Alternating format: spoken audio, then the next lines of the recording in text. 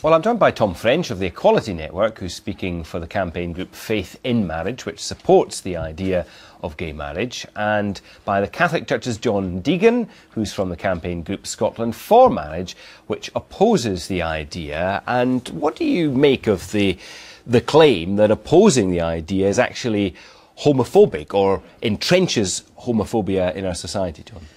I think it's good to see the argument come out like that just now so that we understand how this is going to impact in society. Just now we've found that about 85% of people think that you can support traditional marriage and recognise the rights of other people, and we're seeing now that if same-sex marriage goes through, then they won't tolerate that position. So this is going to affect the majority of the country, and they need to wake up to this now and change the minds of politicians who, I think, do have... What about homophobia? Well, homophobia...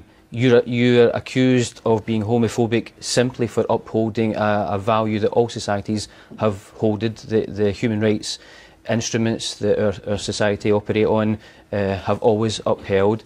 So really it's quite worrying that we're about to go down a path where normal people, believing what people have always believed, will be charged with something which the Equality Network and other organisations that see as being akin to racism. Defending tradition. You know what, marriage has changed over the centuries numerous times. One example is you can now no longer beat your wife legally. You know, a man used to be able to have as many wives as he could afford to keep. So in terms of defending tradition, it's absolutely fine for groups like the Catholic Church to be able to hold marriages in whatever way they see fit. But all we're calling for is other faith groups that want to conduct same-sex marriages and the state, civil marriages. We feel that they should be allowed to conduct same-sex marriages. So it's not about requiring the Catholic Church or any other body to conduct them. It's about allowing those groups that want to be able to. But hang on a minute, you said in your letter today that not to do that was entrenching homophobia. That's what you're saying his position is about.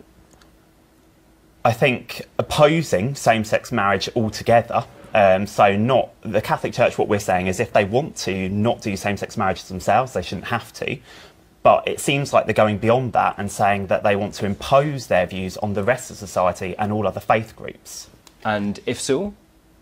And if so, I think that's wrong. I think that goes against religious freedom. So groups like the Unitarians, the Quakers, the Liberal Jews want to conduct same-sex marriages and should be able to. OK, so why not let them do that and then you carry on doing your thing? I think Tom's confusing two things. There is marriage that applies to everyone in society. There's an understanding of marriage that's for the public good. It's for bringing together men and women for the sake of children. And we all have to operate in a society where we can do that as best we can. OK, but you presumably, I will let you come back in, sure. But you presumably don't accept that that is what marriage is about. What do you think it's about? No, I think marriage is about two people coming together who love each other and want to celebrate that partnership. And I think we've seen around the world a number of countries, 7 countries in Europe have already legalised same-sex marriage. OK, what's wrong with his definition? Well, I think everyone knows that there's a complementarity between a man and a woman that just doesn't exist in any other relationship. Love is a good thing, but the love between a husband and a wife is something different. I mean, any biology lesson could teach us that. There's something unique and different about this, and to say that two men can form the same relationship as a man and a woman is really illogical. It's contrary to reason. To say that two men can be the same as a mum and dad, it just flies in the face of common sense, and I think people are starting to wake up to this now when they see the case that we had in England last week, where a Catholic school were teaching that marriage is between a man and a woman, and the uproar it caused, the amount of campaigning from homosexual groups has now led to a government inquiry. So this is what it's going to do for religious freedom. This is what it's going to do for all of us, for the 85% of people who think that traditional marriage can be upheld at the same time as recognising the rights of others, which we have recognised. Civil partnership gives same-sex couples the exact same rights as spouses. OK, can you just clarify though, I mean, are you now in favour of civil partnerships? I'm not in favour of civil partnerships. It has led us to the position we're in just now because we said civil partnership is preparing the way for same-sex marriage, and at the time we were told, don't be silly, no one could ever redefine marriage. That is an interesting point, is exactly Tom? What they've done. Because there was a time where people on your side of the argument said all you needed to be equal was civil partnership the same rights? When No. did the argument change? Absolutely Some people argued not. that. Some people did argue Well, that. the Equality Network, for example, back when civil partnership was being introduced, said, OK, we'll support this as a step forward, but in our submissions to the government at the time, we said this is not equality. Look, we believe in the same rights, the same laws, the same rules for all people, all citizens. I think equality under the law is a principle that's really key to Scotland, and that's what we're calling for here. We're not calling for special gay rights, we're calling for equal rights and equal treatment. You're trying to make this a political issue a few days out from local government elections? Absolutely not. For us, this is not an issue about the local council elections. Council elections are about improving local communities, not dividing them as John wishes to do.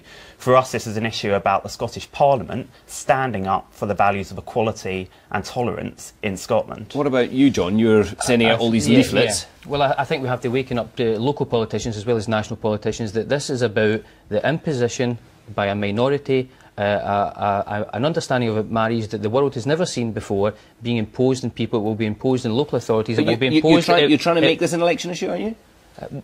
You want people to vote on this issue in the local council? Yes, of course, absolutely. Yeah, we want them to check with their councillors. What will you do in our schools? Will you make sure that parents are allowed to have their children taught that marriage is between a man and a woman, or will you have those parents and their children labelled as bigots for supporting the understanding of marriage that all societies have always had and their human rights? The problem. Okay, well, how do you feel about that then? Well, I think John and the Catholic Church, as one example, have every right not to conduct same-sex marriages, and no one is calling for them to do so. So the Scottish Government proposals and our campaign is not calling for that. I think there's a wider agenda going on here, though. But what about its election agenda? I want you to address that.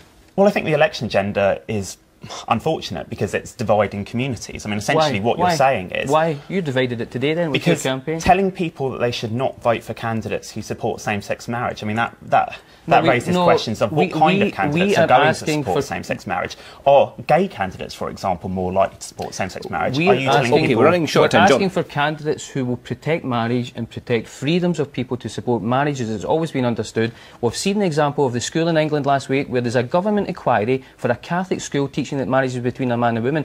This is a foretaste of what will come in this imposition of a minority view in the rest of society. And you're saying it should be settled in a referendum. Would that suit you, Tom? I don't think it's necessary. Before the last Scottish Parliament elections, 4 out of the 5 parties had this in their manifestos. So we elect our politicians at Holyrood to make these kind of decisions. You think those politicians are out of touch, do you, John? Yes, I think they've certainly been pushed by a very well-organised campaign. I mean, they do a good job. Well, we haven't spent quite as much as you, John. Well, I wish we had the money you have. Yours is all government-funded, but taxpayers' money goes to fund your campaigns. We have to raise it ourselves. They've done a very good job. They've pushed politicians and without thinking, and I think it's a live and let live, but they're starting to now realise how the impact on the rest of society, how hard it's going to be in people. And I think as they waken up to that, very finally, give me a figure. How much have you spent? How much have we spent? 50,000. A few £1,000s. No, you spend millions of pounds of taxpayers' money promoting your agenda. Millions of pounds. John and Tom, thanks both very much indeed for coming in. John Deighan from the Catholic Church and Tom French from the Equality Network.